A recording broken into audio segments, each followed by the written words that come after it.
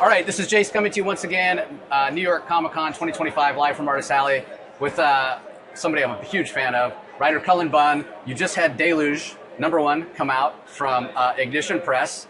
Now, I had a chance to read the cold open, but for anybody that hasn't had a chance to check out either the cold open or the first issue, give them the quick synopsis of the story. So Deluge is set in a women's prison that is built on a floodplain. And it does flood. And it floods so rapidly that they don't have time to evacuate the inmates in advance. So as the waters are rising, they're trying to evacuate these inmates, get the guards out safely. They're ferrying them out on boats.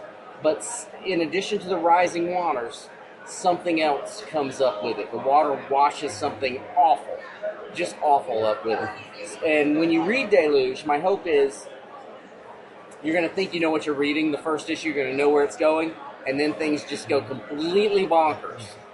And it changes the direction, it changes your paradigm, what you thought was you were reading. So what's so interesting from what I've read so far is like you're saying, it's a story where you think you kind of know where it's going, but my mind starts going in all kinds of different directions.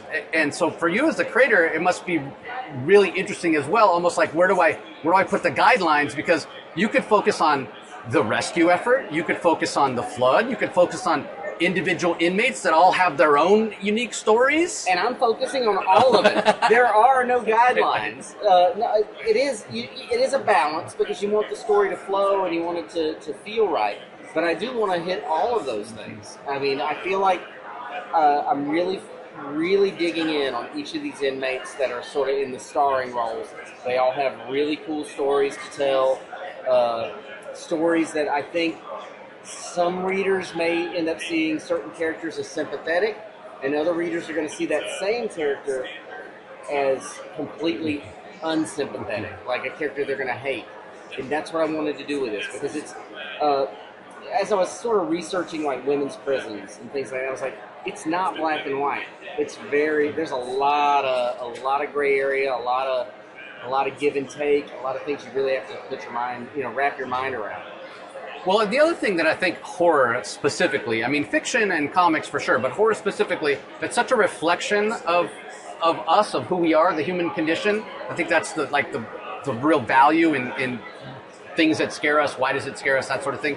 But kind of the real life inspiration. If everybody doesn't know, there's some real life inspiration behind this story. There is. So where I live, not far from where I live, there's like this old crumbling building. It's covered in weeds.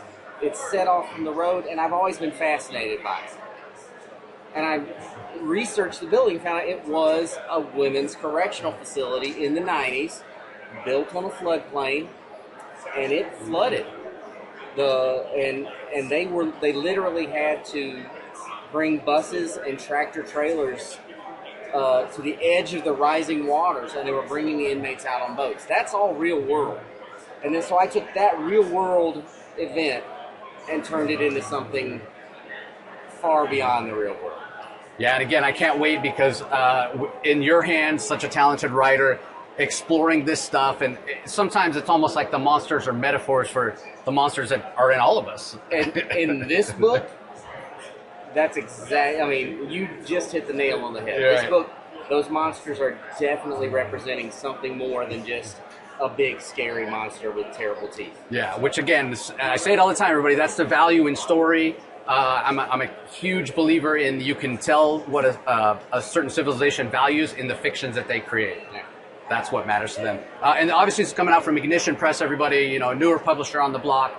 And every creator I've talked to has just been singing their praises. What's your experience been like working with Ignition? Well, yeah, Ignition is a new publisher, but everybody that works at Ignition, I've known the core team, I've known since I broke into comics. So to me, it doesn't feel like a new publisher. It feels like these people I've known forever. Yeah, that know what they're doing. That know what they're doing and have taken all that knowledge, and they're trying something a little different in terms of comics. I mean, they want to do great comics, but there's more to it than that. And I can tell you, I've never felt, and I think most of the creators who work with them would say the same thing, I've never felt more supported than I have right now. This is the most supportive I've ever been with any publisher. Yeah, I'm hearing that a lot, and I'm also hearing you feel very valued. Oh yeah, You're not just part of a machine to crank out comics. I mean, that's been from day one. That's been really one of the guiding lights. When I talk to their marketing and sales team, it's not about let's sell this book. It's like, you are a value to us. Let's invest some time and energy into you as a creator. Because then, if you're supported and you're valued, your work's going to be that much better. It's all in service to the story and connection as well. I don't know how much better my work can get. I mean, it's pretty great. You're right. You're right. But yes, no, it's just really nice to have that kind of infrastructure and just support. And also taking that attitude or that perspective, not just toward the creators, but also for the fans. Oh yeah. So we know at San Diego, they did the burlesque show, and half the a lot of times it's behind the scenes or after hours, after the con kind of thing is just industry. It feels exclusive, but to save half the room for fans, that's been really cool. So this is your second big show. You guys are doing New York Comic Con here. Have you had fans coming up that really engaged, wanting to hear more about Ignition Press? Yeah, we've had a lot of interaction. A lot of people. Some people haven't heard of it yet, and they come up and they're like, "What is this?" And they're excited about it. But we've had a lot of people who have come, who've heard about it from their store. I guess that's the other thing. Ignition has been so supportive. Creators, fans, retailers. And so the retailers who feel supported share the books and the information on the books with the readers. So it's all a circle. They're coming up and sharing this enthusiasm with us. But yeah, so a lot of people. I mean, I've only been on the show floor here for a couple of hours, but I've talked to numerous people already who are just really jazzed about what we're doing. Fantastic. You guys should all be subscribed to Cullen's newsletter, where you can keep up with all. He's so busy right now. He's got so much stuff going on. I'll put a link in the show notes where you can go and click to subscribe to the Substack. Anything else you want our audience to know before we sign off? Well, I would say, in addition to the newsletter, I've started this video podcast. Oh, that's right. Called the Cullenoscopy, because I'm classy that way.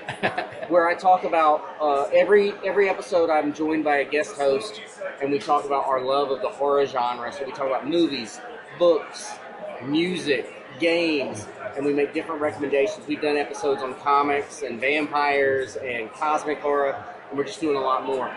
So check that out for sure on YouTube, because I think it's a lot of fun. Fantastic. Well, I'll put a link to the YouTube channel in the show notes as well, everybody. So you can just go click and give him a subscribe and a follow. So, hey, great catching up, Cullen. Hey, really, really excited to read more Deluge. I know it has.